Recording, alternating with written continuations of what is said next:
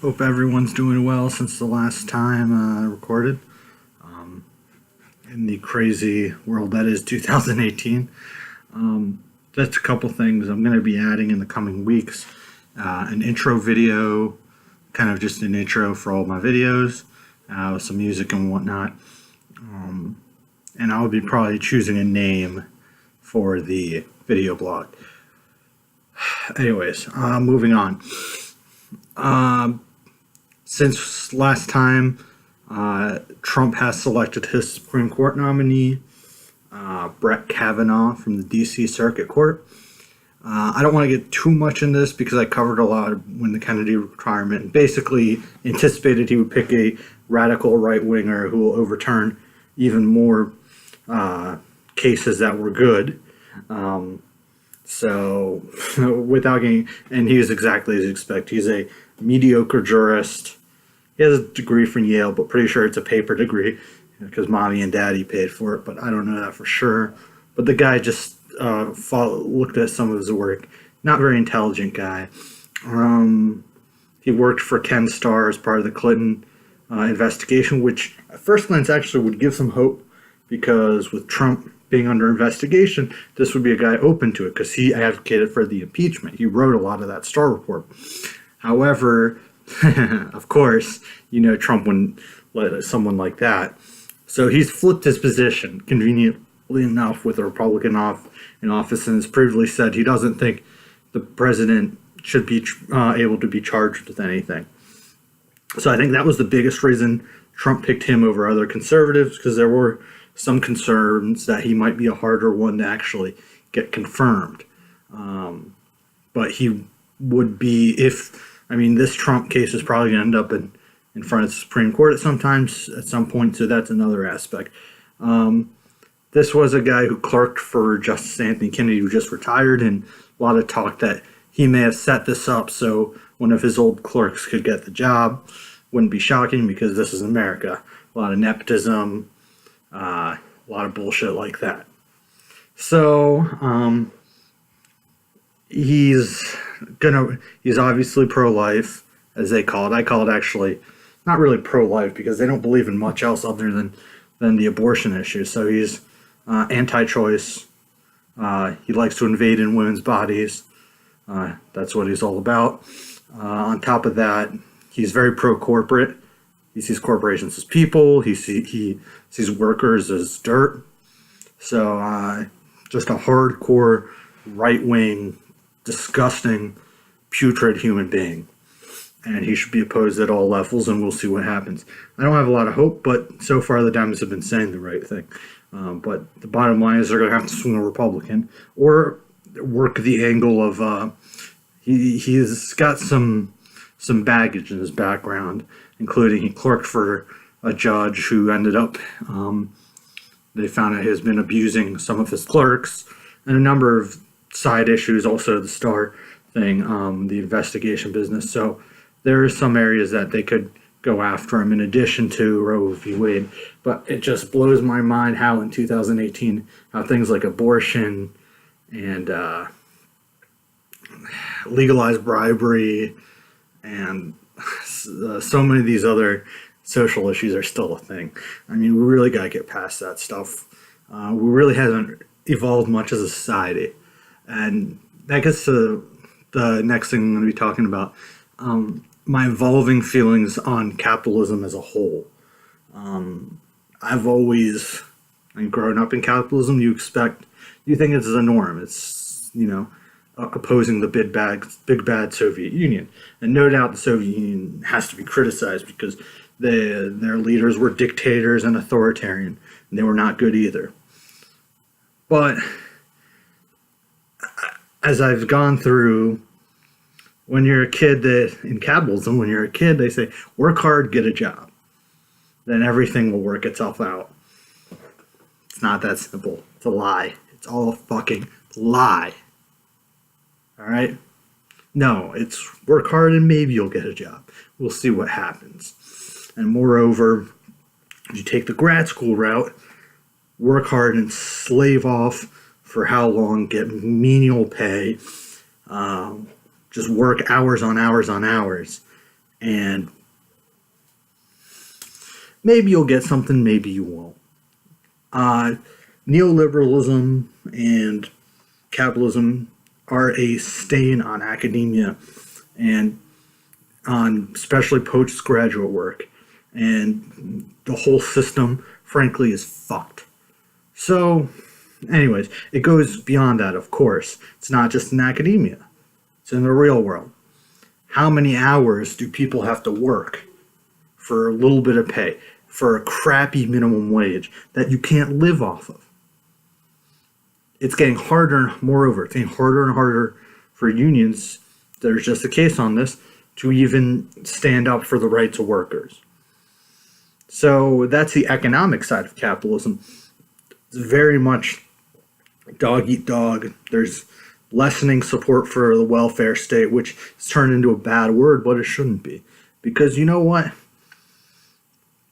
Even the people at the lowest rung of society who have struggled, and it's not most usually. It's also not their fault, all like just out of laziness, which is since Reagan the idea of all of these people are lazy. No, these people, I've seen them. They work their asses off. They work harder than the rich people. Most of the rich people I've met, they actually do work with their hands. They do honest to God work, and they have to struggle every day, and that's not right. We need to have a proper living minimum wage. We need to have a proper number of 40-hour work week or even less. And because life is not meant to just work nonstop. You have to have times, life is short. We should also have time for leisure. And you see in Europe, there's a lot more time for leisure, depending on where you're at. Frankly, that kind of stuff helps productivity. Right now, we as a society work ourselves into the ground, and our productivity isn't that good. So, such as it is. In addition, capitalism, I found, has always been given on the theory of competition and upward mobility, but you don't see that much anymore. I mean, it's gotten to the point where Forbes is writing articles about how Kylie Jenner is a self-made billionaire. It's part of the Kardashian clan, the Jenner clan. She was not self-made. All right. Now, maybe she made good decisions along the way, and credit to her on that. Okay. But the notion that this person is self-made is horseshit. The notion that Donald Trump is self-made is horseshit. So, it's all just ridiculous. And the notion of capitalism, I just don't have much faith in it anymore, to be honest. Now, I've always, in a way, I look at it like the two-state solution in the Israeli-Palestinian.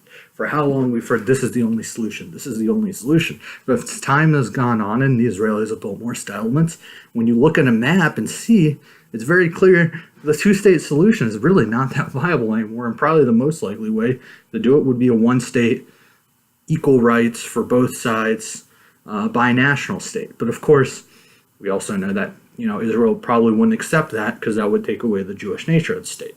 So it's a very complicated issue, but right now, the way it is, unless there are massive changes, two-state solution isn't going to work. In the same fashion, unless there are severe changes to capitalism, the capitalism we have in this country and how it's trending is not going to work. And the capitalism we are trending, I've always been skeptical to bring up the Russia issue and all of that with regards to Putin and all this, because there's an investigation I like to kind of withhold till I see the investigation.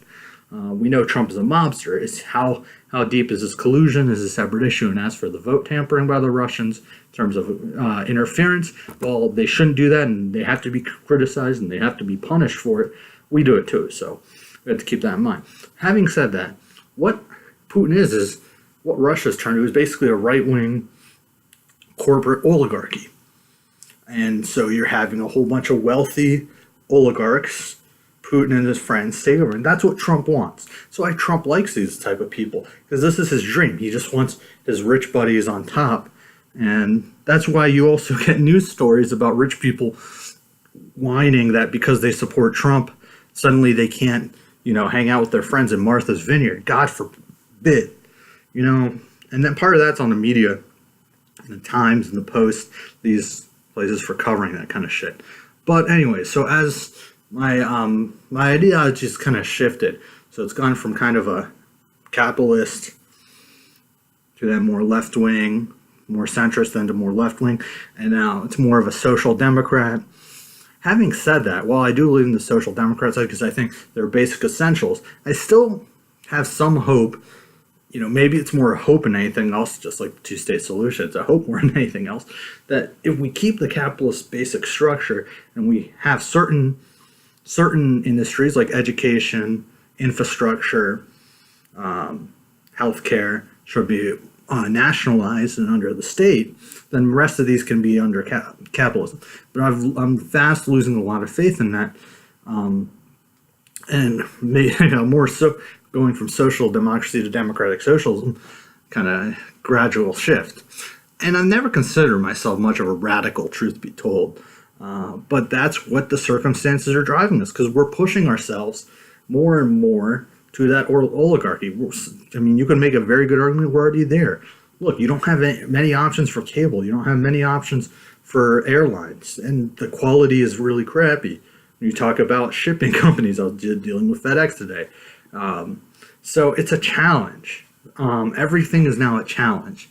We're talking about Comcast and all these different things. Or you're talking even about a place like McDonald's and those places treating their workers really shitty and then making them sign non-competes so they can't jump ship if they lose their job there to go to another place like Wendy's even. So it's just, this is all, capitalism is totally gone crazy, run amok. I mean, I always find it funny when I try to bring up this sort of thing. And I've seen this thing brought up. People are like, oh, now you're going to be communist. Communism killed 100 million people. All right. Under the Soviet Union, many people were killed. Totally agree. But right-wing ideologies have killed probably even more. And even capitalism has killed so many people. There's so many cases. Just long ago, I saw a story about a woman who had her power cut off and she needed her oxygen and she died. All right. So it's just harder to see that sort of thing. I mean, using the healthcare system or just in general inequality that's created by capitalism. How many people has that killed? Never mind the foreign entanglements and the things we've done in places like Chile, Iran, and the like. So really, my contention is we need to take a hard look at this stuff. Because not only does capitalism drive that economic side, it also drives a heavy racial side too, right? You're going to have places that are going to, you have an institutional racism, mass incarceration, for-profit prisons, things involving drugs, drug policy. So where we've basically, devalued certain groups of people, and that's Trump. That's created an environment. This all predates Trump. That has created an environment for someone like Trump to jump in and using fake populism and the like to basically take charge. And now he's making that stuff even worse and separating children. What's the next step? I'm going to start killing them? I don't know. I'm not saying that they're going to do that. I'm saying it's a step-to-step process. And we have to stop this, and we have to move it over. And that's why I've gone ahead and I joined DSA, but I've done very little, kind of one protest, but I think I'm going to start getting involved, and I think other people need to too, because we're going to a really bad place. And I haven't even mentioned the environment and other things like that. So it'll be interesting coming up, and actually in the next day or two we'll see mass protests in London because the orange tyrant is over there right now. So much love to our brothers and sisters in the UK. Hopefully many people will join there and continue to send a message to Trump that he can go fuck himself. All right. Until next time, have a good night.